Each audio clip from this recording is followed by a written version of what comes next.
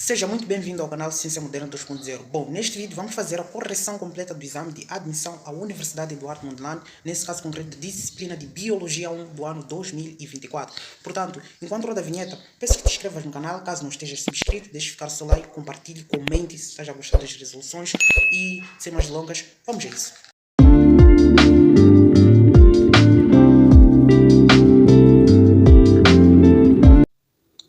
Muito bem, dando início à nossa resolução, vamos fazer a questão número 1 para eles, que diz o seguinte. Para um organismo ser considerado ser vivo, algumas características devem estar presentes. Analise as alternativas a seguir e marque o único atributo que não é encontrado em todos os seres vivos. Bom, basicamente esta questão é bem simples. Querem saber qual dessas características que foram aqui propostas não encontramos em todos os seres vivos. Bom, vamos lá analisar a letra A, está a dizer hereditariedade. Quando falamos de hereditariedade, estamos a falar basicamente da genética. Então, se é um ser vivo, ele vai possuir sim uma determinada característica genética, que era herdada dos pais, por aí vai. Algo vindo da família, ok? Então vai herdar essas características genéticas, que é exatamente hereditariedade, que são as características passadas de pai para filho, por aí vai, ok? Então, esta característica, nós, se é um ser vivo, vamos encontrar esta característica que é um atributo, este atributo hereditariedade, ok? Visto que vai possuir estas características genéticas. Então, esta sim, encontramos em todos os seres vivos. Então, nós queremos aquela que nós não vamos encontrar em todos os seres vivos, ok? Letra B está a dizer capacidade de responder a estímulos. Esta também é uma capacidade que todos os seres vivos apresentam. Queira eles estímulos internos, assim como externos, que a célula tem de responder, ok? Então, este é um atributo que nós encontramos em todos os seres vivos. Letra C está a dizer o seguinte, corpo formado por várias células. Bom, este atributo é só lembrarmos que, quando falamos dos seres vivos, nós encontramos dois tipos de seres vivos, que são unicelulares, formado por uma só célula, e pluricelulares, formado por várias células, ou multicelulares, é a mesma coisa. Então, estão a dizer que corpo formado por várias células, este atributo nós não encontramos em todos os seres vivos, encontramos em um determinado grupo de seres vivos. Portanto, este sim seria o atributo que nós não encontramos em todos os seres vivos, porque tem determinados seres vivos que vão apresentar o corpo formado por uma só célula, não por várias células, ok? Então, esta sim seria a nossa resposta para o número 1, ok? Então, se eles querem o atributo que não encontramos em todos os seres vivos, então esta sim é a resposta correta. Letra D está a dizer capacidade de evoluir. Se é um ser vivo, vai evoluir sim. Então, este atributo encontramos também em todos os seres vivos. Só de ser um ser vivo, então ele quer dizer que este ser vivo vai ter a capacidade de evoluir, ok? Então, esta também encontramos. Letra E está a dizer metabolismo também. Todo ser vivo tem um seu processo metabólico que realiza no organismo, ok? Então, a nossa resposta para o número 1 é a letra C. Número 2 está a dizer o seguinte, se o microscópio eletrônico mostrar mitocôndrias agrupadas ao redor de determinada região de uma célula, pode-se concluir que essa região estava o que é só lembrar qual é a função das mitocôndrias, é de realizar processos metabólicos, síntese de energia por aí. Então, se nós observarmos ao microscópio uma determinada área que tem um grande número de mitocôndrias agrupadas, nós podemos afirmar que esta área estava em grande atividade metabólica, que está exatamente representado na letra A, ok? Letra B está a dizer em degeneração, não tem nada a ver. Letra C, lesada, não. Letra D está a dizer com carência de oxigênio, não seria, ok? E letra E está a dizer sintetizando, hidratos de carbono também não seria. Isto sim seriam os cloroplastos, ok? Iriam sintetizar esses hidratos de carbono, que seria a glicose, ok? E o número 3 diz o seguinte, os vírus só são capazes de se reproduzir no interior de uma célula viva, ok? Onde ele altera o metabolismo celular de modo que suas cópias sejam produzidas. Em virtude dessas características, os vírus são chamados de... Então, nós queremos saber como é que os vírus são chamados. Vamos lá ver na letra A, está a dizer parasitas intercelulares obrigatórios. Intercelulares quer dizer o que? Estão entre as células. E nós já sabemos que os vírus são organismos, não diria que são organismos. Para ser um organismo, é um ser vivo. Então, possam-se dizer que são organismos, né? Ok, são parasitas que vivem dentro de uma outra célula. Então, se vivem dentro de uma outra célula, afirmamos que eles são parasitas intracelulares, não intercelulares, estão entre as células, não dentro da célula. Então, esta opção descartamos por colocarem intercelulares obrigatórios. Letra B está a dizer utilizadores obrigatórios das células. Não, são parasitas, ok? Letra C está a dizer comensais, não tem nada a ver, isso tem a ver com ecologia. Letra D está a dizer partículas celulares obrigatórios, também não são partículas sim, mas não celulares obrigatórios, ok? E letra E está a dizer parasitas intracelulares obrigatórios, exatamente a nossa resposta para o número 3, ok? Então são parasitas intracelulares porque vivem dentro das células, obrigatórias porque não conseguem viver fora das mesmas. Se estão fora das células, então eles não conseguem se reproduzir, ok? Muito bem, e vamos para o número 4, que diz o seguinte... O número 4 diz o seguinte, numa célula especializada na produção de proteínas, Esperamos encontrar todas as características abaixo em exceção. Então, nós queremos uma organela basicamente que tem a função, ou seja, que tem a capacidade de fazer a síntese de proteínas. Vamos lá. Letra A está a dizer o seguinte, de grande número de mitocôndrias. Ok, grande número de mitocôndrias. Esta está certa, porque as mitocôndrias, além de sintetizarem ATP, também fazem a síntese e encontramos pequenas quantidades de proteínas. Então, se nós encontramos grande número de mitocôndrias, cada mitocôndria tem pouca proteína, encontramos pequena quantidade de proteína nesse caso. Então, se tem muitas mitocôndrias, isso implica dizer que teremos também muitas proteínas, visto que cada mitocôndria encontramos pequena quantidade de proteínas nesse caso, ok? Então, esta opção está certo. Se nós encontrarmos uma região onde encontramos um grande número de mitocôndrias, também teremos um grande número de proteínas, ok? Produção de proteína nesse caso. Letra B está a dizer do retículo endoplasmático rugoso desenvolvido também. O retículo endoplasmático rugoso tem a função de síntese de proteínas. Letra C está a dizer núcleos bastante proeminentes desenvolvidos. Núcleo é o centro onde há grande produção de proteínas, então também está certa. Nós queremos aquela que não terá esta função. Letra D está a dizer grande número de cílios e flagelos. Cílios e flagelo.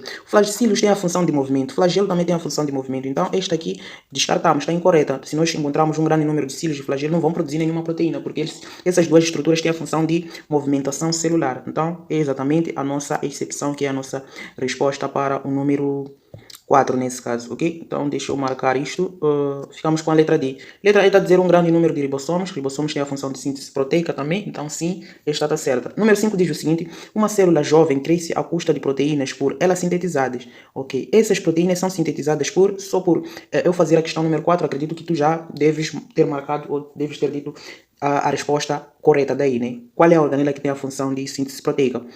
Então vamos lá ver, no retículo endoplasmático liso, está incorreto, o retículo endoplasmático liso tem a função de síntese lipídica, ou seja, síntese de lípido, na superfície externa do núcleo, não na superfície externa, mas sim interna do núcleo, onde é que sintetizam as proteínas, ok? Se letra C está a dizer no interior das mitocôndrias, ok, no interior das mitocôndrias sintetizam sim, encontramos uma pequena quantidade de proteína nesse caso, mas eles estão a dizer uma célula jovem que cresce à custa de proteínas por elas sintetizadas. Então, para esta célula crescer, precisamos sintetizar muitas proteínas, e nós já vimos que as mitocôndrias só encontramos uma pequena quantidade de proteínas, então não seria a mitocôndria, a sua principal função é síntese de energia em formato de ATP, ok? Letra D está a dizer o seguinte, no aparelho de Golgi. O aparelho de Golgi tem a função de empacotamento e distribuição e secreção das substâncias, então só pode ser a letra E que diz nos ribossomos. Nós vimos que no número 4, vimos que os ribossomos têm a função de síntese proteica, então exatamente a letra E, a nossa resposta para o número 5, ok? Número 6 diz o seguinte, vamos lá, número 6 diz o seguinte: ao temperarmos uma salada de verduras com sal e vinagre muito tempo antes de consumi-la, observamos um acúmulo de água que é libertada pelos vegetais. Este fenômeno deve-se... Então, basicamente, aqui estamos a falar dos tipos de transporte, né? Então, nós temos aqueles que nós classificamos são transportes passivos e ativos. Ativos são aqueles que ocorrem à custa de ATP, e passivos são aqueles que ocorrem sem gasto de ATP, que nós encontramos difusão simples, facilitada e osmose.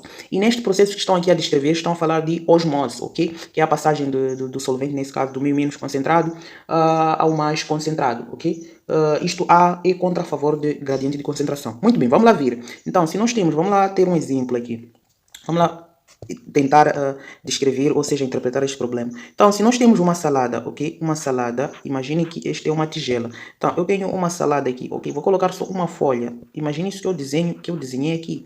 É a folha da salada. Eu temperei a salada com sal e vinagre. O que acontece? Aqui tem sal. Aqui tem sal. Neste meu recipiente, deixa eu colocar de roxo. Imagine que isto que está aqui dentro do recipiente de roxo é o sal e vinagre. O que acontece? Dentro desta folha que eu acabei de temperar com sal e vinagre, a concentração é menor em relação aqui neste recipiente onde eu coloquei estas duas substâncias, nesse caso que é o sal e o vinagre. Nós já sabemos que o sal tem grande afinidade com a água, então a tendência é de o sal puxar a água que está dentro destas folhas de salada que está menos concentrado, que basicamente seria o processo de osmose. Então o que vai acontecer se eu tempero esta salada? Acontece que a água vai sair dentro destas folhas para o meu recipiente. Por isso que quando nós temperamos a salada, ok? Quando nós temperamos a salada, a água vai sair dentro das folhas para o recipiente. Por isso, quando nós temperamos a salada, fica um tempo depois, conseguimos observar a presença de água neste tal recipiente em que nós fizemos este processo, ok? Então, o que acontece se a água sai dentro das folhas? Acontece que as folhas acabam murchando, ok? Murcham depois de um tempo. Por isso que se tu temperas uma salada, fica muito tempo. É normal, se por exemplo, fica umas 4 horas, 5 horas, tu podes não comer, porque elas se estragam. Por quê? Porque perderam água, ok? Por osmose. Então, vamos lá ver nas alternativas, só com esta explicação que eu aqui dei, podemos conseguir fazer esta pergunta, ok? Vamos lá, letra A está a dizer, recebe o nome de osmose e ocorre porque, exatamente, osmose. E ocorre porque o meio extracelular fica hipertônico. O meio extracelular, ok? O meio extracelular fora das células das folhas, ok? Fica hipertônico. Hipertônico, o que significa? Significa que é mais concentrado, ok? Em relação ao meio intracelular. Intracelular dentro das plantas. Então, isso implica dizer que no meio, no recipiente onde eu fiz este processo, estava mais concentrado com sal e vinagre que dentro das folhas dentro das folhas dessas células desta planta, deste alface, sei lá, dessas verduras que eu acabei de temperar. Por isso que ocorreu o processo de osmose. Então, a nossa resposta é exatamente a letra A, ok? Que diz, recebe o nome de osmose porque o meio extracelular fica hipertônico em relação ao meio intracelular. Letra B está a dizer, é chamada de osmose porque o meio extracelular fica hipotônico. Não fica hipotônico. Se fosse hipotônico, o que iria acontecer? A água iria entrar dentro das folhas, por isso que as folhas nunca iriam murchar, ok? Nunca iriam murchar, está incorreto. Letra Z está a dizer, recebe o nome de difusão simples, está incorreto, é osmose. Letra D está a dizer, tanto pode ser osmose como difusão simples. Não, só é osmose. Letra E está a dizer, acúmulo de água verificado, não tem a ver, ok? Está incorreto, nem sei porque isto vai analisar, já encontramos a resposta correta, ok? Muito bem, vamos para o número 7, que diz o seguinte. Assinale a alternativa em que constam apenas processos passivos de transporte através da membrana. Eu acho que já comentei isto, já imagino que tu já viste a resposta daí, só de eu ler a afirmação, porque eu disse que os transportes são divididos em dois, passivo e ativo. Ativo requer energia, passivo não requer energia. Em que dentro do passivo nós encontramos, vai dividir-se em difusão simples, facilitada e osmose. Ativo, vamos encontrar bomba de sódio e potássio e temos transporte por vesícula, transportes por vesícula. Aqui nós dividimos em pinocitose e fagocitose, ok? Então vamos lá. Pinocitose e exocitose nesse caso. Então, vamos lá. Letra B está a dizer, letra A, ok, difusão facilitada osmose, bomba de sódio e potássio. Está incorreto por colocarem bomba de sódio e potássio. Este aqui corresponde ao transporte ativo. Letra B está a dizer osmose, exocitose. Exocitose é um processo de transporte ativo, ok, por vesículas, então não seria. Letra C está a dizer fagocitose. Fagocitose é um processo de transporte ativo por vesículas também. Letra D está a dizer difusão simples, difusão facilitada e osmose. Exatamente a letra D, a nossa resposta para o número 7, ok? E letra I está a dizer bomba de sódio e potássio é ativo também, não seria. Então vamos lá, número 8 diz o seguinte, a propriedade de captar vida na luz, é isso? A propriedade de captar vida na luz, é isso aí, que as plantas apresentam, se deve à capacidade de utilizar a energia luminosa para a síntese de alimentos, ok? O organelo 1, ok? É onde ocorre e onde, ok? Vamos lá ler e onde, como está? É onde ocorre esse processo 2, que contém um pigmento 3, capaz de captar energia luminosa, que é posteriormente transformada em energia química. As indicações 1, 2 e 3 diferem-se respectivamente. Então, basicamente, aqui eu vou falar de processo de fotossíntese. E nós queremos saber qual é o organelo onde ocorre a fotossíntese. Acho que eu já comentei ao falar de síntese, ao fazer uma pergunta nas questões anteriores. Então, nós sabemos que onde ocorre o processo de fotossíntese exatamente nos cloroplastos, ok? Então, nos cloroplastos onde ocorre o processo de fotossíntese. Letra A está a dizer mitocôndrias, não seria, porque começou com mitocôndrias. Letra B está a dizer cloroplasto, exato. É o organelo, que é 1, ok? Logo, onde ocorre este processo? Onde ocorre este processo? Exatamente aonde? Onde ocorre esse processo? Onde ocorre este processo 2? Ok? Seria basicamente onde ocorre ou qual é esse processo? Eu não sei se formularam bem essa pergunta, mas aqui estão a perguntar qual é esse processo, em outras palavras, que ocorre neste organelo, que é o cloroplasto, exatamente a fotossíntese.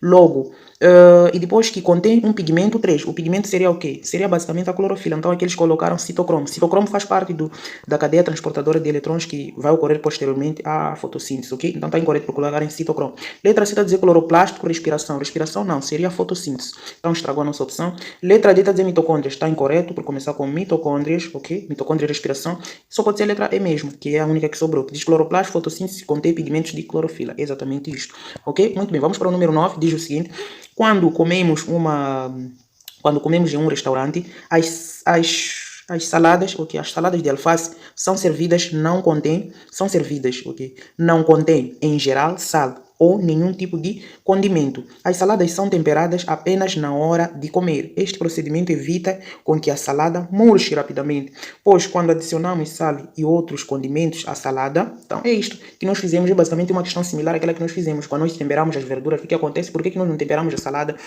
e deixamos umas 4 horas depois comemos? Porque podemos não comer, porque elas se estragam, ou seja, murcham, perdem água, ok? Então vamos lá ver aqui, nós já comentamos muito a respeito deste tipo de pergunta. Ele trata de dizer o seguinte: o meio externo torna-se hipotônico. Opa, o meio externo torna-se hipotônico? Não, o meio externo, nesse caso, torna-se hipertônico, porque tem o quê? Tem sal e outros condimentos. Então, o meio externo está mais concentrado em relação ao meio interno, dentro das folhas do alface. Então, está incorreto por colocar hipotônico.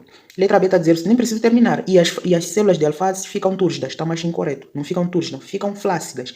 Letra B está a dizer, o meio externo torna-se isotônico. Está incorreto. Isotônico quer dizer que a concentração dentro da célula é igual à concentração fora da célula. E as células de alface ficam túrgidas. Também está mais incorreto. Nem iriam fazer nada as células de alface, se tivesse isotônico. Letra C está a dizer, o meio externo torna-se hipertônico. Opa, hipertônico, ok. Depois, e as células de alface sofrem plasmólise, ok? Então, as células de alface sofrem plasmólise, quer dizer, vão murchar, ok? Vão murchar. Então, é basicamente esta a nossa resposta para o número 9 nesse caso, ok? Então ficaríamos com a letra C. E letra D está a dizer o meio externo torna-se hipertônico e as células as células da alface sofrem lise celular. Lise celular é quebra, ou seja, se quebram, não tem nada a ver. E está incorreto por colocar em lise celular, ok? E letra E está a dizer o seguinte, o meio externo torna-se isotônico. Também está incorreto. Já encontramos a resposta basicamente, então não há necessidade de analisar outras, mas é muito bom analisar caso tenham duas corretas, ok? Muito bem. E número 10 está a dizer o seguinte, a fotossíntese é afetada por fatores abióticos estamos a falar de luz, temperatura por aí, ok? Se uma planta for mantida num ambiente com temperaturas de concentração de dióxido de carbono constante, a taxa da fotossíntese realizada passa a depender exclusivamente da... Então, a taxa da fotossíntese, nós aqui estamos a falar basicamente dos fatores que afetam na atividade fotossintética. Então, fatores abióticos são aqueles fatores que não têm vida, abióticos sem vida. Então, estamos a falar de temperatura, luz, intensidade, gás, intensidade de dióxido de carbono, ok? Então, são esses três fatores. Então, se ela foi colocada num meio em que temos a presença de dióxido de carbono e temperatura constante, então ela vai passar a depender apenas de um único fator que sobra, que é a luz que ela precisa para fazer a fotossíntese. Então, está exatamente representado na letra B, letra C nesse caso, ok? Letra A, água não seria, não vai depender só de água. Letra B está a dizer oxigênio liberamos, pH também não, capilaridade tem a ver com transporte de sebo, ok? E vamos para o número 11, que diz o seguinte, o processo de fotossíntese é dividido em duas etapas, tradicionalmente chamadas fotoquímica ou fase clara e a química ou fase escura. Então, na primeira fase não ocorre, então nós queremos saber o que não ocorre na fase clara, nesse caso. Produção de ATP, ocorre a produção de ATP, isto ocorre na fase clara, então ocorre isso. E B, produção de NADPH, ocorre se na fase clara é lá onde ocorre a fotólise da água, se nós quebramos a água na presença da luz, o que acontece? Nós temos isto aqui, água, vamos quebrar em o que? Fotólise de água, nesse caso, em H+, ou seja, 2H+, mais o que? Mais oxigênio, ok? Este oxigênio, se nós quebramos a água, liberamos oxigênio para o ambiente e este H+, aqui é captado por um receptor de eletrões, que é o NADP+, ok? NADP+. Quando recebe esses dois eletrões, passa a ser NADPH2, ok? Então, forma também este receptor de eletrões reduzido. Então, também forma esse NADPH2, ok? E letra Z está a dizer produção de oxigênio. Já comentei, quebra água, o oxigênio forma-se, produz oxigênio que é liberado para o ambiente. Então, também forma-se, produz-se nesse caso. Letra D está a dizer fotólise de água, isso que eu acabei de comentar. Fotólise de água para produzir NADPH+, NADPH2 e liberar oxigênio. Então, só é a letra E, que diz que é a redução de dióxido de carbono. Isso ocorre na fase escura, não na fase clara, ok? Muito bem, então vamos para o número 12 nesse caso. Então, se por acaso estiver a gostar da resolução, é só clicar aí embaixo onde vem se inscrever e ativar o sininho de notificações, ok? Para não perder conteúdos relacionados. Muito bem, vamos para o número 12, diz o seguinte. As plantas foram os primeiros organismos a colonizarem a Terra firme. Nesse caso, apresentam ciclos de vida com alternância de gerações e diversidade de estruturas. Acerca desses organismos, assinale a alternativa incorreta. Então, nós queremos a alternativa incorreta. Se estamos a dizer que plantas que Estamos a falar de plantas nesse caso, ok? Nós conhecemos 4 classes de plantas, ok? Temos as briófitas, as mais simples, pteridófitas, angiospermicas, gimnospermicas nesse caso e angiospermicas. Mas ok, vamos lá ver as características que eles forneceram, né? Nós queremos a incorreta, né? Muito bem, letra A está a dizer o seguinte, nas briófitas o gametófito representa a fase dominante. Esta aqui está certa, sim, de lembrar que briófitas, a fase dominante é gametófita, o resto das plantas, o resto das classes das plantas, a fase dominante é esporófita. Ou seja, a pteridófita, gimnospermica e angiospermica, a fase dominante é esporófita. A única fase dominante gametófita pertence às briófitas, ok? Então isso aqui está bem certo. Letra B está a dizer o seguinte, nas pteridófitas, o esporófito representa a fase dominante, já comentei na letra A, então isso também está certo. Letra C está a dizer o geniceu representa um conjunto de estame. Opa, está incorreto isso aqui. Não representa um conjunto de estame, ok? Representa um conjunto de carpelo, se não estou em erro. O gineceu é um órgão reprodutor feminino das plantas, ok? Então, o que representa um conjunto de estame, estamos a falar de androceu, ok? Que seria o gametófito, nesse caso, masculino das plantas. Então, se eles querem a nossa excepção, é exatamente a nossa resposta. E aqui, letra D está a dizer corola representa um conjunto de pétala, está incorreto. Cálice representa um conjunto de sépalas, também está incorreto, ok? Vamos para o número 13, diz o seguinte, é uma novidade evolutiva, característica derivada, compartilhada por alguns organismos do reino plantae. Então vamos lá, eles querem saber uma novidade evolutiva. Então é uma novidade evolutiva. Vamos lá, embrião? Não é uma novidade evolutiva, visto que todas essas plantas passam um processo de embrião nesse caso. Vasos. É uma novidade evolutiva? Não é. Porque únicas plantas que não possuem vasos são exatamente as briófitas, ok? Que não possuem vasos condutores. Então não seria uma novidade, porque temos 3 classes que apresentam vasos. Sementes, seria? Não. Sementes, temos 2 classes que apresentam sementes. Então não seria basicamente uma novidade evolutiva do reino das plantas. Também não seria flor, também não, ok? Visto que temos 2 classes que apresentam flores, as gimnospermicas apresentam flores e sementes, mas não apresentam frutos. E é exatamente a letra E, que diz frutos, ok? Então são exatamente a novidade evolutiva, que as angiospermicas são as únicas plantas que produzem frutos nesse caso, ok? Muito bem, então vamos para o número 14, diz o seguinte, os fungos são seres que, em alguns casos, morfologicamente se parecem com plantas, mas citologicamente e fisiologicamente são distantes delas. Sobre os fungos é correto afirmar, então nós vamos lá ver sobre os fungos, né? Letra A está a dizer possuem cloroplastos do tipo discoides. Está incorreto por colocar em cloroplasto. Os fungos não realizam fotossíntese, são heterotróficos, não autotróficos. Então estaria incorreto. Letra B nesse caso está a dizer tem parede celular lignina. Está incorreto. A parede celular dos fungos é feita de quitina nesse caso. Ok? Então não seria de lignina. Letra C está a dizer o seguinte, tem parede celular de quitina. Está certo. Ok? Essa aqui está certa. E letra D está a dizer não possuem centríolos. Está incorreto.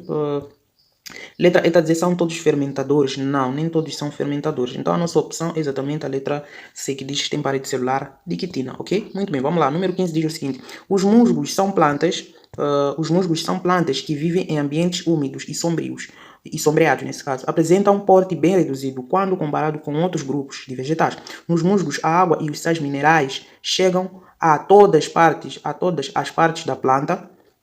Vamos lá ver. Então aqui estão a falar basicamente das briófitas, né? Então vamos lá. A letra A, eles estão a perguntar como é que a água, como é que as plantas, os musgos que não possuem vasos condutores estamos a falar de xilema e floema, que transportam água e sais minerais e transportam seiva, hidratos de carbono, nesse caso seiva elaborada por aí. Então eles querem saber como é que os musgos, se não possuem vasos condutores, como é que eles transportam essas substâncias. Então vamos lá. Letra A está a dizer por transporte passivo da célula para a célula. Exatamente isso, ok? Se não possuem vasos, então vamos fazer para o transporte passivo, que nesse caso seria a difusão, ok? Então fazer o processo de difusão para fazer o transporte dessas substâncias. Letra B está a dizer levados pelos vasos xilemáticos de xilema, não possuem vasos condutores.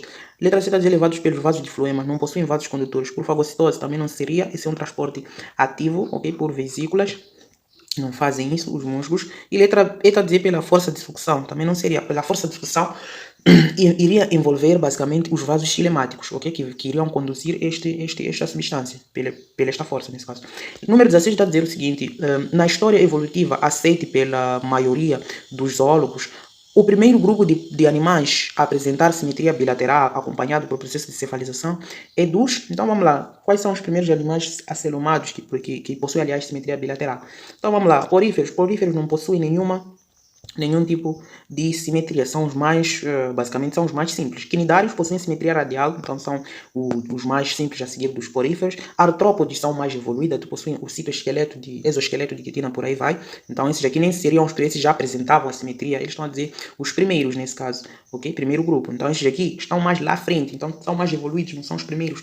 Então não seriam também, letra D está a dizer os plantelmintes. Os plantelmintes, exatamente os plantelmintes que são os primeiros a possuírem a simetria bilateral e a possuírem cefalização acentuada, ok? Equinodermes são os mais próximos dos cordados, então são mais evoluídos, não seria.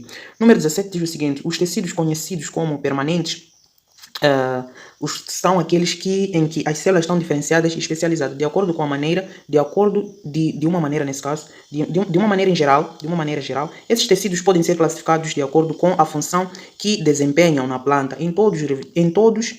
em tecidos de revestimento, ok, de condução, secretores e sistema fundamental. Entre os tecidos a seguir, marca o único que não é tecido permanente. Então, nós aqui estamos a dizer que os tecidos permanentes são esses aqui que eles enumeraram. Estamos a falar de tecidos de revestimento, estamos a falar de quem? Quem é revestimento aqui? Revestimento, estamos a falar de epiderme, é um tecido permanente, ok? De revestimento. Depois estamos a falar de condução. De condução estamos a falar xilema e floema, são os tecidos permanentes de condução. E depois estamos a falar de secretores e sistema fundamental. Estamos a falar exatamente do esclerênquima, que basicamente vai ser de sustentação também. Então, o único tecido que nós não conseguimos marcar aqui, que não é permanente nesse caso, é exatamente este camarada aqui, que é o câmbio, ok? Não é o tecido permanente. Okay? Muito bem, vamos lá. Número 18 diz o seguinte: observe o esquema de corte transversal de uma raiz de dicotiledônea, mostrando a sua estrutura primária. Identifique os tecidos indicados e, em seguida, marque a alternativa que apresenta em ordem crescente a sequência correta. Então, nós queremos em ordem crescente. Se queremos em ordem crescente, estamos a dizer que vamos começar de 1 a 5, né? Visto que são 5 legendas aqui. Então, vamos lá. Número 1 está dizendo o seguinte: primeiro, quem é 1? 1 é a primeira camada que está aqui, né? Então, se é a primeira camada aqui, estamos a falar basicamente da endoderma. Então, se nós já sabemos que 1 é a primeira camada da raiz, uma raiz de cotiledônea é aquela que tem uma haste pivotante, por aí vai, ok? E aquela monocotiledônea tem fascículos. Então, isso aqui é uma dicotiledônea, né? Muito bem. Então, tem aquelas todas as estruturas, vasos xilemáticos, fluemáticos, por aí vai, ok? Então, vamos lá. A letra A está dizer endoderma. Pode ser, porque esta primeira superfície, primeira camada, exatamente é endoderma, né? Muito bem, que reveste, nesse caso, a periferia da raiz. E letra B está a dizer periciclo. Então, vou riscar letra B, começou com periciclo. Letra C está a dizer endoderma, pode ser. Letra D está a dizer endoderma, pode ser. Letra E está a dizer periciclo, risco. Então, fico com 3.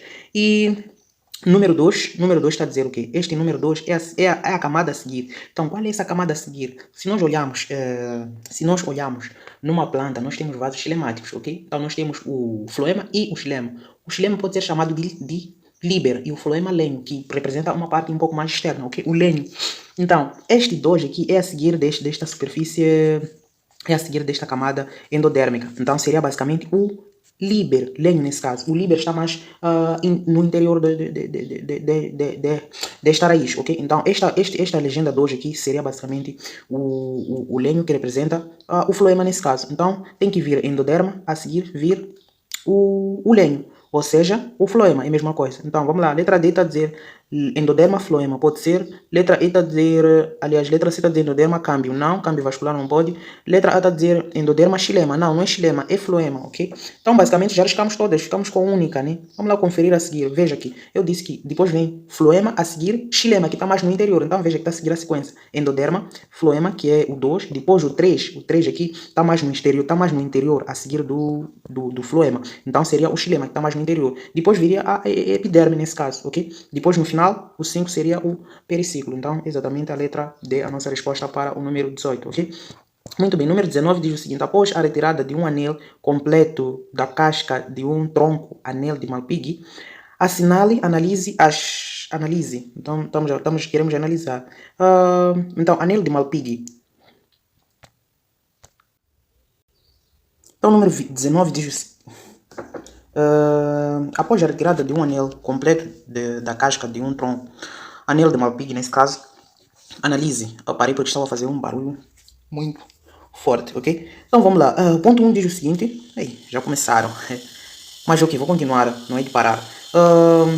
Ponto 1 diz o seguinte: a ascensão da seiva elaborada não será prejudicada, ao contrário do que ocorre com a seiva bruta. Bom, nós primeiros devemos saber o que é esse anel de Malpighi. Bom, anel de Malpighi tem a ver com uma estrutura que protege em volta, nesse caso, desta planta. É uma estrutura que está mais que é mais externa nesse caso. Então, basicamente o anel de Malpighi tem a ver com a seiva elaborada, ok? Então, é uma estrutura que basicamente está ligada, ou seja, está linkada com os vasos do lenho, nesse caso, que é o floema. Então, se nós retirarmos este anel, basicamente estamos a retirar o lenho desta planta. E o lenho, qual é a função do lenho? A função do lenho, nesse caso, ou seja, do floema, tem a função do transporte da seiva elaborada. Então, vamos lá ver nas opções aqui. Eles estão a dizer, se nós retirarmos este anel de Malpighi, a extensão da seiva elaborada não será prejudicada. Está incorreto por colocar e não será prejudicada. Será prejudicada porque está mais ligado, está mais diretamente ligado à seiva elaborada, ok? Ao lenho, nesse caso, a estrutura que tem a função de transportar a seiva elaborada. Por quê? Porque o lenho está mais no exterior, o xilema está mais no interior. Eu acho que vimos aqui quando eu estava a fazer a letra, o número 18, que eu disse que o xilema está mais no interior e o floema está mais no exterior. Por isso que a legenda 2 seria basicamente o floema, porque está mais no exterior nesse caso, ok? Então vamos lá. Aqui está incorreto. Ao contrário do xilema, o xilema não será prejudicado, mas sim o floema será prejudicado. Então aqui eles fizeram uma inversão. Então eu já sei que o ponto 2 está incorreto. Eles querem saber, basicamente, as alternativas corretas. Estão corretas apenas afirmativas. Então, se eu sei que o ponto 1 está incorreto, o ponto 1 está incorreto, eu começo a eliminar. Elimino letra C porque tem ponto 1, elimino letra D porque tem ponto 1. Então fico entre A, B ou E. Vamos lá. Ponto 2. Ocorre um acúmulo da seiva elaborada e a formação de um tecido local. Exatamente. Se a seiva elaborada não consegue ser transportada porque foi retirada a parte fundamental que é responsável pelo seu transporte, então ela vai ficar acumulada, ok? É como se retirasse uma parte do lenho em uma rodela, ok? Então a seiva elaborada vai ficar acumulada lá. É apenas que eu não... ok, eu queria desenhar, mas não tem espaço aqui para desenhar como é que basicamente seria. Mas ok, deixa eu fazer um esboço aqui, ok? Vamos lá supor que esta aqui é a planta. Então, o que é... ok. Eu não sou bom a desenho, então, e finge que isto aqui é a planta, exatamente a planta. Então, o anel de Malpighi, estamos a falar, tira uma estrutura basicamente assim, ok? Por isso que eu não queria desenhar, mas não dá sair bem. Então, tiram basicamente uma coisa assim, ok? Uma parte assim, ok? Mas um círculo, ok? Tiram uma parte assim, um círculo assim, como se fosse uma rodela. Então, tiram basicamente uma espécie assim, tirando daqui, né? Tirando daqui, ok? E a planta fica basicamente assim, né? Já que foi retirada, fica basicamente assim, assim. Finge que isso que eu estou a desenhar é exatamente a planta, ok? Então, ela basicamente foi retirada, foi cortada aqui, ok? Ok, então esta é a planta. Eles retiraram uma parte aqui. Finge que isso que eu tirei passou para aqui. Então a planta estava assim. O seu porte era este. Só que quando retiraram uma parte daqui, ficou basicamente assim. Então se retiram, vejam que eles retiraram uma parte externa desta planta. Esta parte externa corresponde à seiva elaborada. Então o que acontece? A seiva elaborada, quando vem de lá das folhas para as raízes, a seiva elaborada quando vem, o que acontece? Ela vai se acumular basicamente aqui, né? Vai se acumular aqui. Ok? Vai se acumular aqui. Por quê? Porque ela não vai conseguir passar. Em condições normais, ela iria passar aqui, onde retiraram esta parte. Iria passar por aqui, mas externamente, não internamente. Então, o que fica comprometido é exatamente esta parte, que é o lenho, que é a seiva elaborada. Por isso que a seiva elaborada fica acumulada aqui no local mais externo desta raiz ou planta, ok? Então esta afirmação está correta sim, porque a seiva elaborada vai ficar retida, não vai conseguir ser transportada para o resto da planta, ok? Então esta está certa. Vamos lá, se o ponto 3 está certo, o ponto 2 nesse caso está certo, então a minha resposta tem que ter ponto 2. Letra A pode ser tem ponto 2, letra B não tem ponto 2, então eu posso riscar, porque não tem, eu sei que ponto 2 tem que ter na minha alternativa.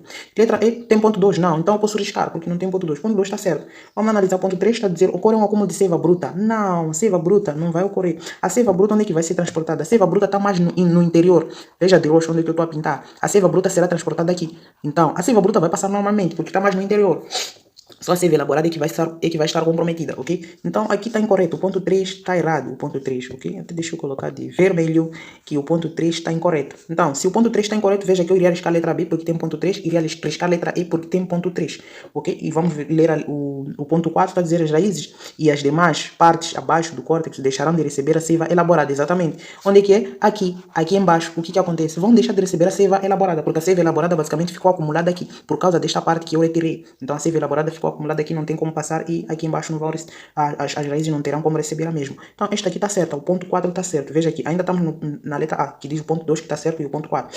Letra ponto 5 está a dizer a planta deixa de receber seiva bruta. Opa, a seiva bruta não vai deixar de receber seiva bruta. Então o ponto 5 também está incorreto e logo a nossa resposta passa a ser a letra A, que diz o ponto 2 e o ponto 4 e que está correto, ok? Muito bem, vamos para o número 20. Bonito, né? Então, se por acaso estiveres a gostar, inscreva-se se não está inscrito, ok? Muito bem, no número 20, mas isso vai depender de ti. Vamos lá, número 20 diz o seguinte: das alternativas abaixo está correta, então nós queremos saber a que está correta. Vamos lá. Nas plantas, a perda de água nas folhas sob forma de vapor é denominada sucção ou gutação. Está incorreto por colocar em sucção ou gutação. Sucção ou gutação é a perda de água na forma líquida. Eles disseram na forma de vapor, ok? Na forma de vapor, não é sucção ou gutação. Isso aqui seria a perda de água na forma líquida. Vamos lá. A partir das raízes, a água alcança as folhas através do floema. Vamos lá apagar aqui e vermos bem isso que disseram. A partir das raízes, a água alcança as folhas através do floema. Está incorreto. A água alcança a partir das raízes, quer dizer, das raízes até as folhas. É através do floema? Não. O transporte através do floema é descendente, ou seja, de cima para baixo. As substâncias orgânicas são produzidas lá através da fotossíntese seiva elaborada que é transportada até embaixo. Ok? Então, seria o xilema aqui. Seria o xilema, não o floema. Está incorreto. Letra C está a dizer a abertura e o fecho de estomas são denominados por alterações na turgescência nas células guardas. Ok? Então é exatamente isso, a abertura e o fechamento dos estomas nesse caso. Então se os estomas nesse caso percebem que corre o risco de desidratação, eles vão fechar os estomas. Se elas estão túrgidas, tem muita água, então elas vão abrir os estomas, porque tem muita água para suprir a célula, então elas podem abrir porque estão túrgidas, tem muita água, então elas podem perder, não vão se prejudicar nesse caso. Então é exatamente a nossa resposta para o número 20, ok? Letra D está a dizer o seguinte: a partir das folhas, a seiva elaborada alcança as raízes através do xilema. Não, é através do floema. Seria a nossa resposta se colocassem através do floema, ok? A letra E está a dizer o seguinte: os movimentos estomáticos não são afetados pelos fatores ambientais, tais como luz, temperatura. Os movimentos movimentos de estômago, não são afetados? Claro que são afetados. Eles disseram não são afetados. Está incorreto por colocar não são afetados. Por quê? Porque quando há muita luz, os estômagos tem a tendência de abrir nesse caso, ok? Para captar o dióxido de carbono, se não estou em erro. E o conteúdo hídrico, água aqui. Água. Então, quando há muita água, os estômagos abrem. Quando há pouca água, eles fecham para não ficarem mais desidratados. Então, isso também está incorreto, ok? Muito bem. Temperatura eu não me lembro muito bem, por isso que não comentei. Quando há muita incidência, ok, não nos interessa, já encontramos a resposta correta. Letra C.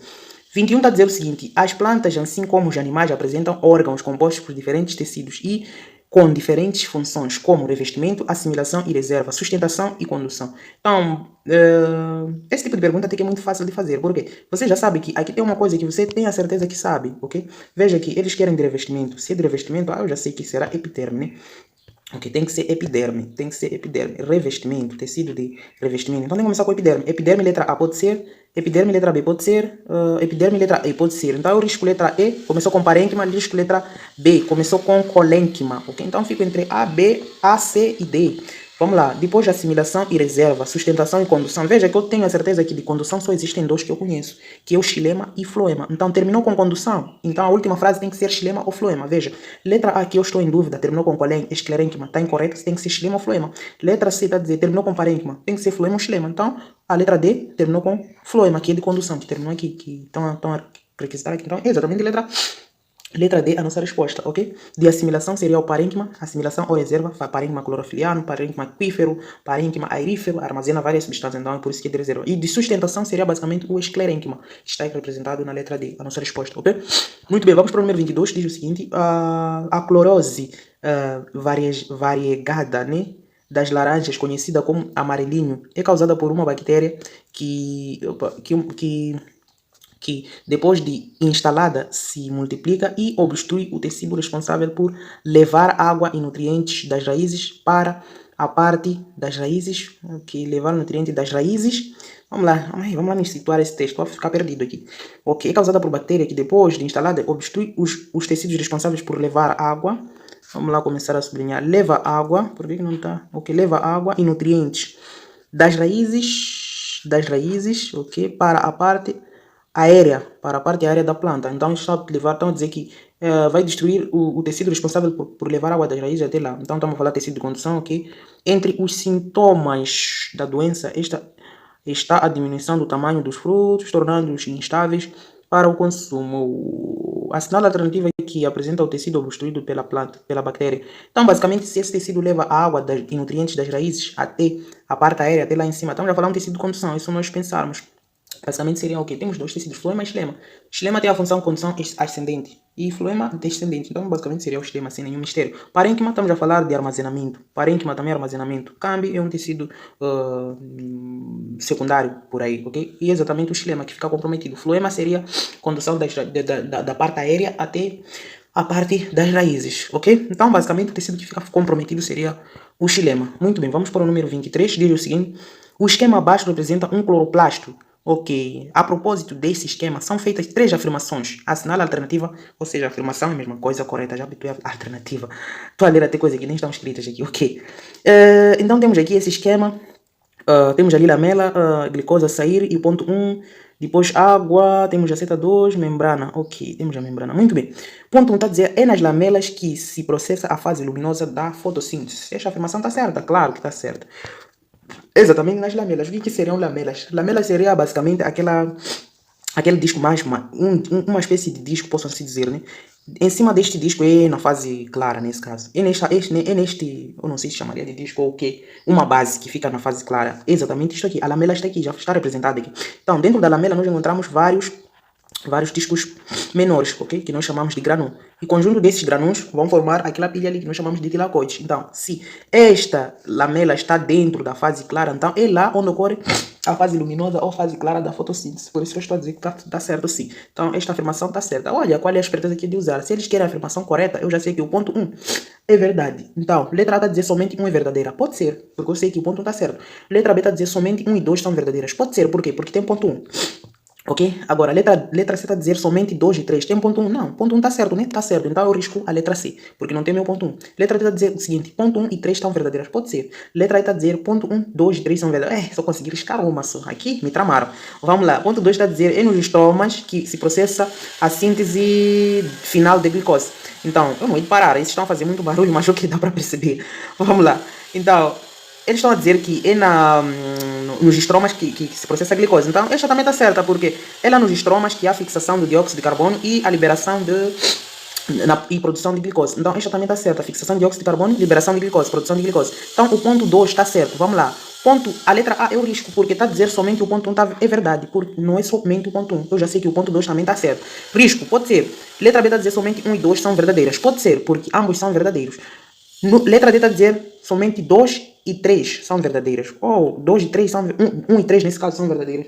Está incorreto por colocar em 3. Por não ter 2. O 3 pode estar certo, mas não colocaram 2, que eu já achei que é verdade. Letra D está a dizer 1, 2 e 3. Pode ser, porque ainda não analisei o 3, né? Vamos lá. Ponto 3 está a dizer a seta 1 indica gás carbônico. Onde é que está a seta 1? A seta 1 está exatamente aqui.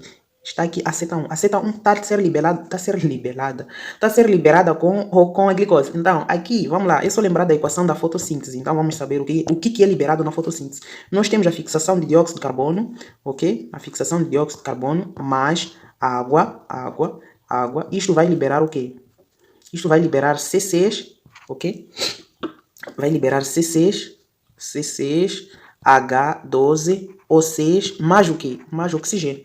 Olha só quem está a ser liberado com a glicose. Quem está junto com a glicose? Glicose e quem? E o oxigênio. É que é liberado para a atmosfera. Então veja que a seta 1 está a ser liberado uma substância juntamente com quem? Com a glicose. Então quem seria? Seria o oxigênio. E eles disseram que a seta 1 indica gás carbônico e a seta 2 indica oxigênio. Só de eu saber que a seta 1 indica oxigênio, eles inverteram. Ok? Então o ponto 3 está incorreto. Ok? O ponto 3 está incorreto. E a seta 1 indica o quê? Indica o que a seta 2 nesse caso. A seta 2 está a ser introduzida nos estromas, quem? Está a ser introduzida, seria basicamente quem? Seria basicamente quem entra nos estromas para produzir quem entra nos estromas para produzir a glicose? Exatamente o gás carbônico. Então a seta 2 é gás carbônico e a seta 1 é o oxigênio. Eles inverteram. Então é o que nos faz descartar a letra E, que diz 1, 2 e 3 são verdadeiras. Ficamos com a letra B, para o número 23, ok? Muito bem, vamos para o número 24. Opa, é fotossíntese também? Isso é fotossíntese, vamos lá. Ok, número 24 diz o seguinte, a fotossíntese ocorre em 2 etapas, fotoquímica e química. Pode-se afirmar que, então vamos lá ver, nós queremos o que nós queremos afirmar aqui, acho que é a verdadeira. Elas são independentes e ocorrem no interior dos cloroplastos. São independentes e ocorrem nos cloroplastos, está incorreto. Não são independentes, ok? Elas não são independentes, porque uma substância é produzida na fase clara e é transportada para a fase escura. Exemplo, a quebra de água faz com que os eletrões gerados, ou seja, os H+, sejam transportados para a fase escura para irem sintetizar a glicose. Então, são dependentes, não são independentes. Então, só por colocarem isto aqui, eu risco, não são independentes, são dependentes. Uma depende da outra, ok? Muito bem. Letra B, na verdade, acho que é a fase escura que depende da fase clara, porque eu ainda não sei o que a fase clara leva da fase escura, mas sim eu sei o que a fase escura leva da fase clara. Então, por isso são dependentes. Letra B está a dizer o seguinte, a etapa fotoquímica sintetiza...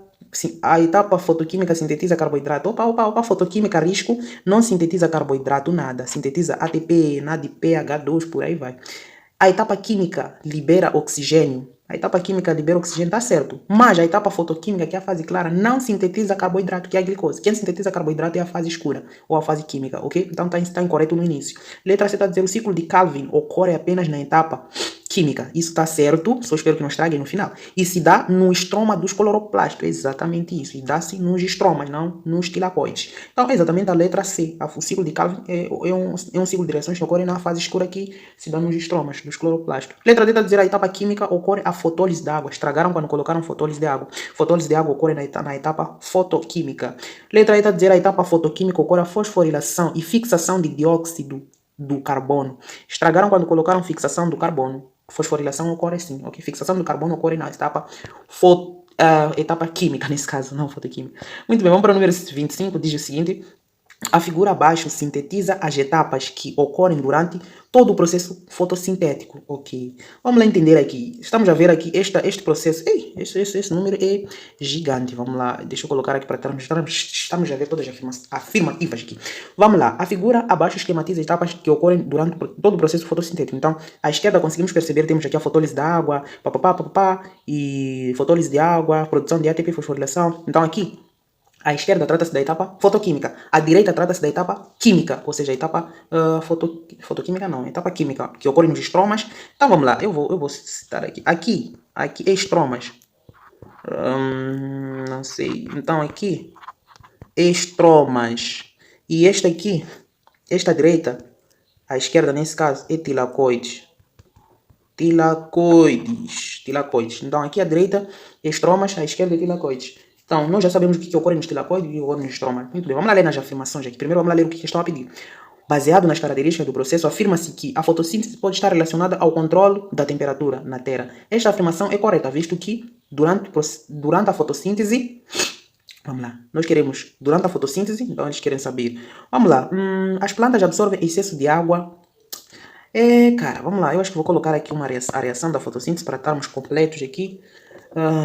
Não existir nada, ok, dióxido de carbono, mais água, isto vai formar C6, H12, O6, mais oxigênio, ok, tá aqui a reação, tudo está aqui. Agora vamos lá começar a ler. As plantas absorvem excesso, letra A, as plantas absorvem excesso de água da atmosfera, opa, só de colocarem isso eu já risco. As plantas não absorvem excesso de água na atmosfera, estão a brincar comigo, risco, o que ajuda na dissipação de calor vindo do sol. Também isso está incorreto, não tem nada a ver. A água provém da atmosfera sim, mas não excesso de água. Água que é captada para o processo de fotossíntese, ok? Então, ok, vamos lá. Letra B está a dizer o seguinte. A clorofila absorve maior parte da luz solar, ajudando na diminuição da temperatura global. Está incorreto por colocar ajuda na diminuição da temperatura global. Sim, absorve luz para realizar a fotossíntese, a clorofila nesse caso. Mas não diminui a temperatura global nesse caso. Letra C está a dizer o excesso de oxigênio absorvido. Só ler até aqui, nem preciso terminar a frase, está incorreto. Ok, está incorreto. Vamos lá ver na equação da fotossíntese. Oxigênio estamos a absorver ou estamos a liberar? Estamos a liberar, está aqui nos produtos. Então, por isso que eu risco a afirmação. Está a dizer excesso de oxigênio absorvidos faz com que a planta aumente o bioma e participe no aquecimento, nem preciso terminar isso, está incorreto. Letra D está a dizer o seguinte. A planta absorve dióxido de carbono da atmosfera, ok? E como esse gás é um dos principais promotores do efeito estufa, isso é verdade, isto ajudaria a conter o aumento da temperatura global. Isso está certo sim, Disseram todas as características do nosso amigo gás carbônico. Está aqui gás carbônico. Então a planta vai absorver gás carbônico para fazer o que? Realizar o processo da fotossíntese. Esse gás carbônico é um dos principais gases que contribui para o efeito de estufa, né? Nesse caso. Então, exatamente a letra D é a nossa resposta. E letra E está a dizer o que mesmo? Vamos lá ver na letra E. A planta absorve metano, CH4 e metano, está incorreto. Temos CH4 na fotossíntese, compostos orgânicos? Não. A planta produz compostos orgânicos a partir de compostos inorgânicos, que é o dióxido de carbono e água. Não Isso que eles disseram aqui. Então, a nossa resposta para o número 25 é exatamente a letra D. Não marquei, né? Faltava marcar. Então, exatamente a letra D. Por que não dá certo marcar? Será que está incorreto? É a letra D. Vamos para o número 26. Está a dizer o seguinte. Nas paramércias, são os protozoários, ok? É observado tipos de reprodução sexuada em que ocorre a troca de material genético, porém não se observa o aumento do número de indivíduos. Entre as alternativas, marque aquela que indique o nome dessa reprodução. Então, se é reprodução troca de gametas, estamos a falar de reprodução sexuada. Reprodução sexuada, estamos a falar de quê? Estamos a falar de... Vamos ver aqui, sexualidade tem a ver com reprodução sexuada, ok? Fragmentação e reprodução sexuada também, em que um organismo se fragmenta, ou seja, quebra-se em outros, esses pedacinhos que são quebrados geram um novo indivíduo, tá incorreto? Isso aqui é assexuada, não tem troca de gametas. Esporulação também é reprodução sexuada, exatamente conjugação, ok? Que é reprodução que é reprodução sexuada, que tem a troca de gametas, ok? E divisão múltipla até as bactérias, divisão múltipla. As bactérias fazem também reprodução sexuada. Divisão múltipla, divisão binária por aí, ok? Depois, letra número 27, a dizer pseudópodes são, ok. Estamos a falar de protozoários, são pseudópodes. Ok, letra A está a dizer, eles querem saber são, ok, invólucros resistentes que envolvem as células dos protistas. Não é isso, pseudópodes, ok? Pseudópodes ajudam no movimento, ok? Ajudam no movimento desses organismos. São falsos peixes, pseudópodes, então não são invólucros que envolvem as células, não envolvem células, está incorreto? Letra B está a dizer bastonetes rígidos que percorrem longitudinalmente o corpo celular, também está incorreto isso aqui, tem a ver com o movimento, pseudópodes.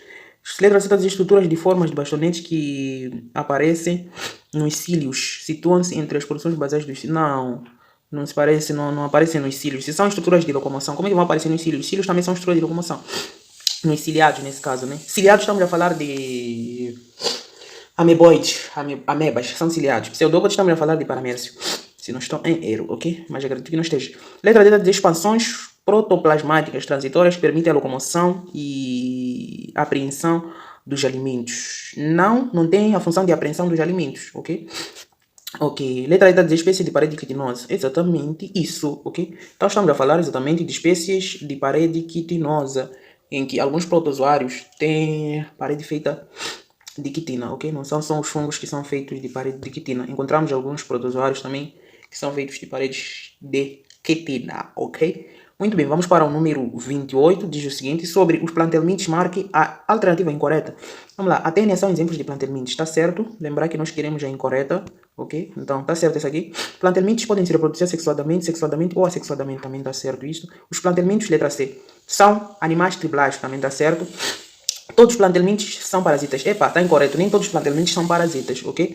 Então, se eles querem a incorreta, é exatamente a nossa resposta. Letra E está a dizer plantelmintes são acelumados. Também está certo, são acelumados. São os primeiros animais acelumados que existiram, ok? Que existem, nesse caso. Número 29 está a dizer o seguinte. Das características relacionadas a seguir, qual não se refere ao tecido epitelial? Então, estamos a falar de tecido epitelial. Células justapostas, está certo. Essa aqui sim é uma das características do tecido epitelial.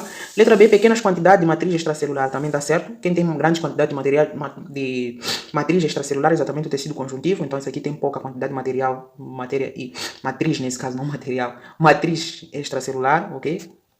E letra C está a dizer células com capacidade de contração. É raro aqui mesmo. Não tem capacidade de contração. Quem tem capacidade de contração é exatamente as células musculares, né? E tem capacidade de contração. Então, se eles querem a nossa alternativa incorreta, que não caracteriza as células epiteliais, então os tecidos epiteliais, nesse caso, é exatamente a letra C, ok? Letra D está a dizer ausência de vasos sanguíneos, está certo, visto que quem nutre os tecidos epiteliais são exatamente o tecido conjuntivo, ok? Que sempre está abaixo do tecido epitelial. Letra E nesse caso está a dizer células com especializações que permitem adesão, é exatamente isso, nós temos desmossomos, por aí vai, que fazem adesão com a membrana em que elas repousam. Número 30 diz o seguinte, o alimento passa do esôfago para o estômago com o resultado de uma onda peristáltica, ok? Assinala a alternativa que mostra o tecido responsável pela peristálise do sistema digestivo. Então estamos a falar basicamente do músculo liso, lógico, né? Então isso aqui era só para não ter zero na prova, no exame. O tecido Tecido muscular esquelético é movimento, locomoção. É exatamente tecido muscular liso. A nossa resposta, ok? E letra C está a dizer conjuntivo não, adiposo não, gordura, armazena gordura, epitelial é aquilo que nós caracterizamos a questão anterior. Número 31 diz o seguinte: quais das características permitem diferenciar um vertebrado de um invertebrado? Então vamos lá ver aqui, que eu todas já vista, todas as perguntas já vista. Letra A está a dizer invertebrados possuem exoesqueleto, possuem esqueleto exclusivamente cartilaginoso, diferentemente dos vertebrados que possuem esqueletos ósseos e cartilaginosos. Não, nem todos os invertebrados vão possuir esqueleto exclusivamente cartilaginoso, ok? Alguns possuem esqueletos cartilaginosos e outros possuem esqueletos ósseos. Então, isso não seria uma diferença que iria nos distinguir. Além disso, nós, os vertebrados, possuímos esqueletos cartilaginosos durante a fase embrionária. Durante o desenvolvimento, o esqueleto cartilaginoso é substituído por um esqueleto ósseo. Então, isso aqui não é uma característica que nos permite diferenciar de um invertebrado e vertebrado, visto que possuímos características comuns, então não seria uma coisa restrita de um só organismo. Letra B está a dizer: vertebrados possuem nutrição heterotrófica, diferentemente dos invertebrados que possuem nutrição autotrófica. Pecaram por colocar em nutrição autotrófica. Todos os animais possuem nutrição heterotrófica. Os únicos que possuem autotróficos são as plantas, né? Então está incorreto isso aqui. Nem preciso analisar outra coisa. E letra C está a dizer: invertebrados não possuem coluna vertebral e crânio. Estruturas presentes nos vertebrados. Isso sim, aqui falaram bonito. Ok? Então, invertebrados, por exemplo, pega aí um peixe, um invertebrado, possui crânio, coluna vertebral, peixe possui? Não. Quem possui isso são vertebrados. Então, exatamente a letra C, a nossa resposta. Depois, letra D está a dizer: vertebrados são pluricelulares, enquanto os invertebrados são pluricelulares ou unicelulares. Não existe nenhum animal unicelular, todos os vertebrados, assim como invertebrados, são pluricelulares, então erraram ali no final. Letra A está a dizer o seguinte: invertebrados possuem esqueleto interno, e enquanto os vertebrados possuem esqueletos externos. Isso aqui até uma criança iria negar. Como é que uma pessoa vai possuir um esqueleto externo? Ou seja, a parte do seu tecido estaria dentro, o teu esqueleto estaria fora. Enfim, esses também colocam coisas que não faz sentido, né? Vamos lá, número 32 está a dizer o seguinte: os animais abaixo representam 3 grupos de artrópodes. Então, temos aqui aqui acho que é um caranguejo, 2 é uma borboleta, 3 é uma aranha, né? É uma aranha? Não, não é uma aranha, acho que é um besouro, sei lá. Então vamos lá. Temos 2 insetos aqui e temos um crustáceo. Insetos são esses 2 e 3 são insetos. Este é camarão, que é um crustáceo. Vamos lá. Em relação à sequência representada, afirmação corretas, excepto, então nós queremos a incorreta, né? Se quer a excepção. Vamos lá. Número 1, ou seja, a letra A nesse caso. Os grupos 1 e 3 têm respiração traqueal. Ok, 2 e 3 estão para falar de borboleta, e este aqui, eu não sei, vou chamar de... é parecido com aranha, vou chamar de aranha, é a mesma coisa, inseto. Ok, aranha, possível esse elemento aqui, esse inseto. Todos os insetos possuem respiração traqueal, então isso aqui tá certo, assim, tá certo. Ok? Só esse um é que possui respiração braquial, porque fica na água. Então, se eles colocaram 2 e 3 têm respiração braquial, tá certo. Letra B está dizendo o seguinte: os animais do grupo 1 apresentam a cabeça e o tórax fundidos.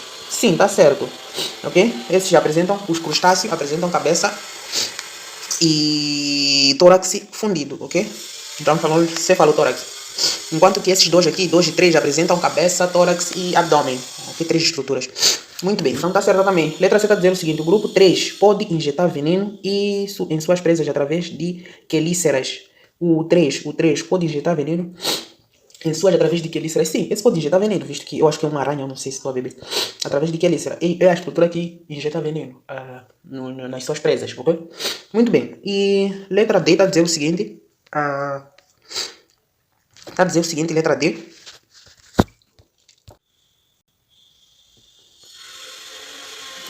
E letra D está dizendo o seguinte: os grupos 1, 2 e 3 têm um corpo revestido de quitina. Sim, todos os artrópodes, nesse caso, possuem como parede celular quitinosa, né? Então, isso aqui também está certa, ok? Então, a letra D está certa. Então, só pode ser a letra E, né? A nossa resposta, que sobra. Que diz o seguinte: o grupo 2 não tem sistema circulatório aberto ou lacunar. Está incorreto. Todos os artrópodes possuem sistema circulatório aberto. Então, exatamente, a nossa resposta é a letra E, ok? Ele diz que não possui sistema circulatório aberto. Todos os artrópodes possuem sistema circulatório aberto. Vamos para o número 33, diz o seguinte: o piolho é um inseto que pode alojar-se no couro cabeludo, alimenta-se de sangue e provocar prurido, né? Ou coceira intensa. A relação estabelecida entre o piolho e o ser humano é denominada de É denominado por quê? Se você tem piolho, é porque ele está a sugar teu sangue. Se está a sugar teu sangue, tu não ganhas nada, tu perdes. Então seria o quê? Seria um parasita que se alojou a ti, um parasita hospedeiro, né? Um parasita intermediário por aí, porque tu podes eliminar se aplicares o método certo para poder acabar com estes parasitas. Então, seria basicamente o quê? Mutualismo? Não seria mutualismo. Se o piolho está na tua cabeça, está sugando teu sangue, você não ganha nada. Mutualismo é você ganhar e o parasita também ganhar, ok? Mutualismo. Predação, não. Predação é um comer o outro, né?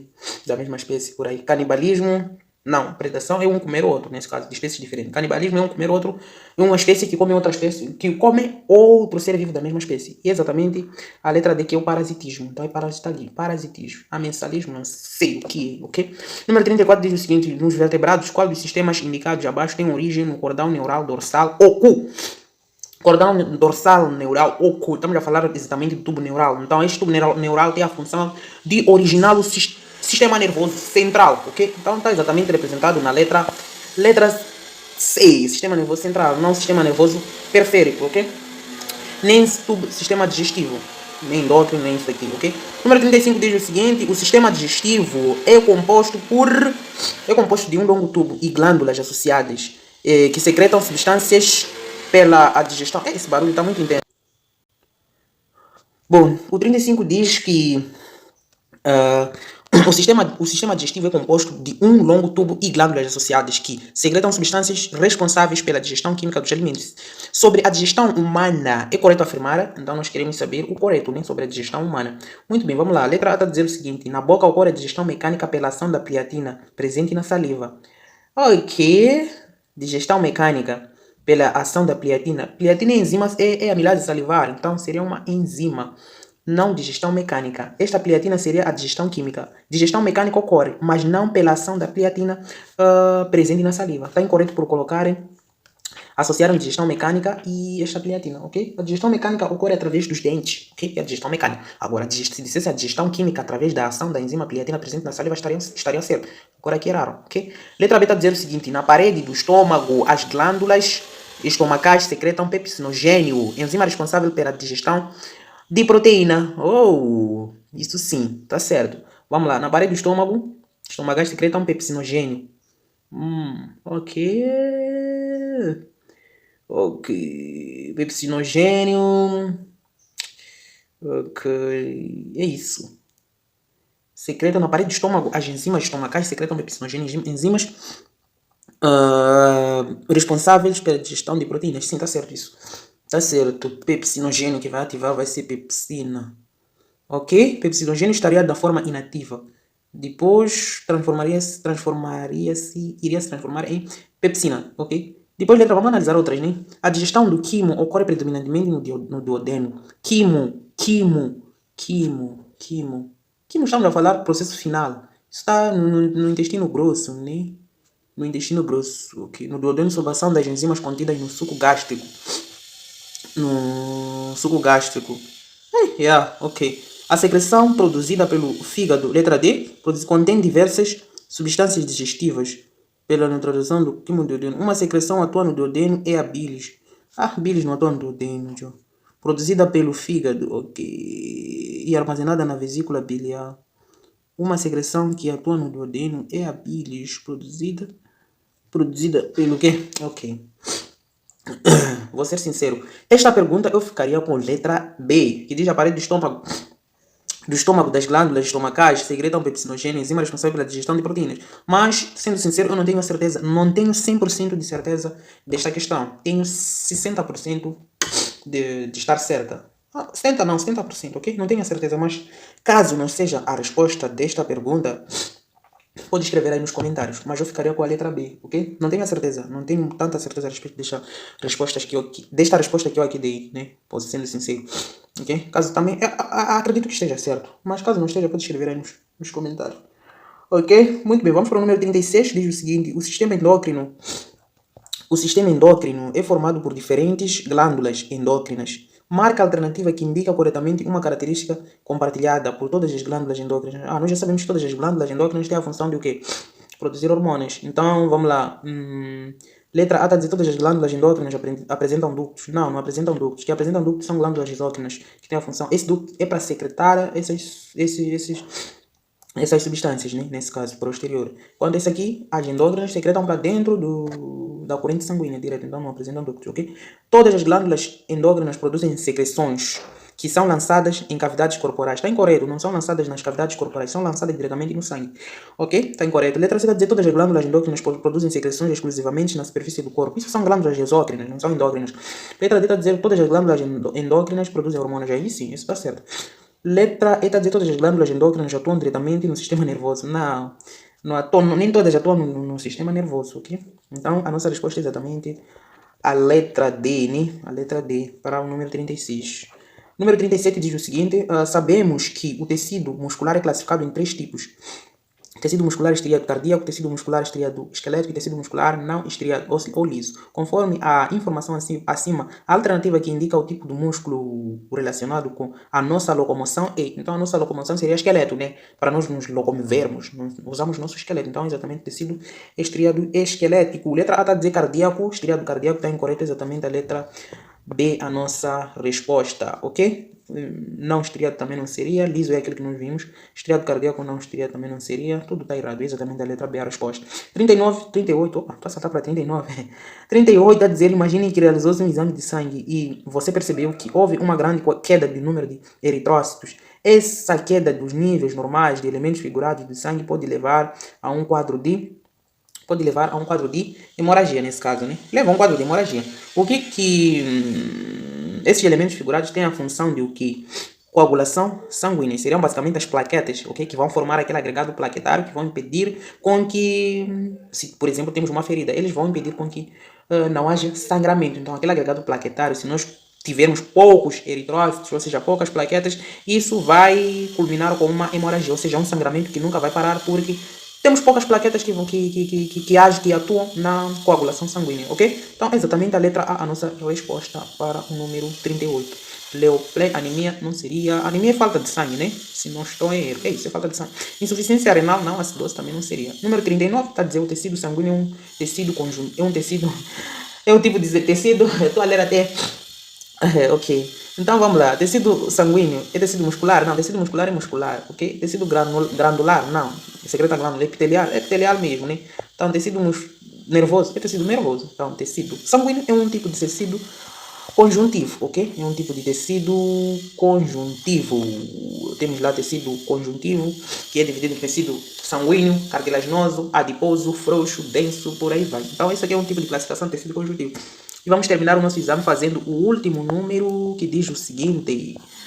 Assinale, número 40, né? Assinale a alternativa correta sobre o sistema circulatório dos cordados. Letra A está a dizer o seguinte. O que diz a letra A? O coração dos répteis apresenta 4 cavidades, ok? Circulação é fechada, o sangue que circula pelo interior do coração é estritamente venoso. Opa!